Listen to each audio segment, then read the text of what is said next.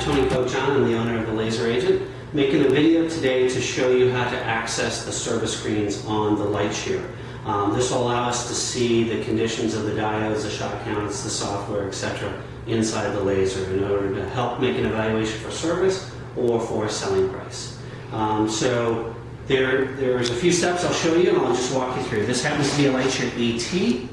The same process will hold true for a Lightsheer EC, XC, EP, or the ET. Okay, not the same for the Duet or the Desire, but for any of those other models, it's the same. Okay, so just turn on the laser in the back like you normally would start it up to use it for the day. So you need to power it up, do a pocket calibration, just like you always do before you begin a treatment. So turn it on, press the start button,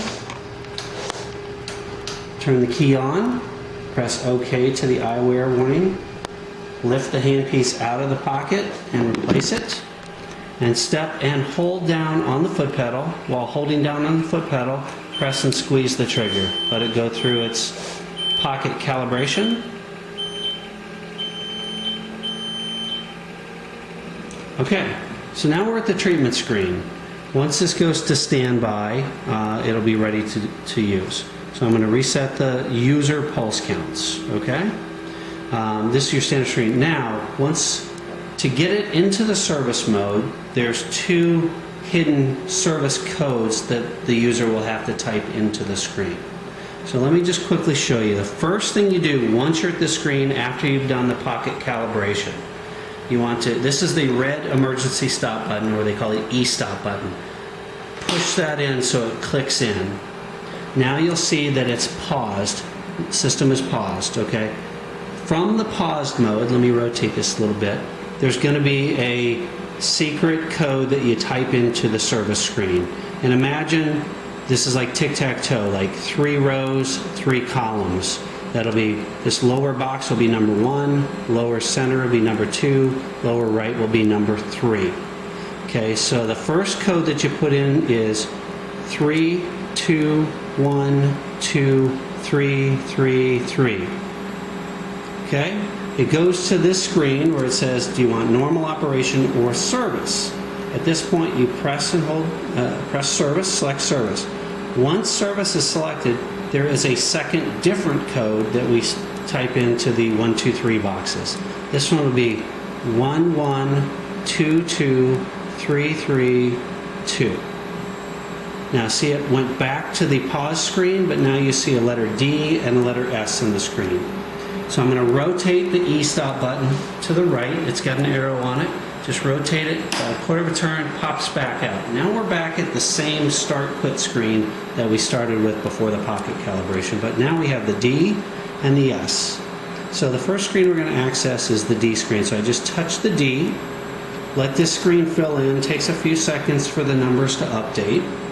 And certain things we'll look for.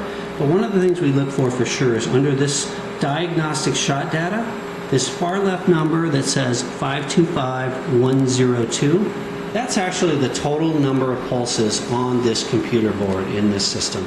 Usually the original pulses to the system, unless the board has been updated or replaced. Okay, so that's something we look at. We also look at these features. So make sure you take a nice picture of this that is easily readable, that we get all of these features in the picture if you're going to send it to us for evaluation.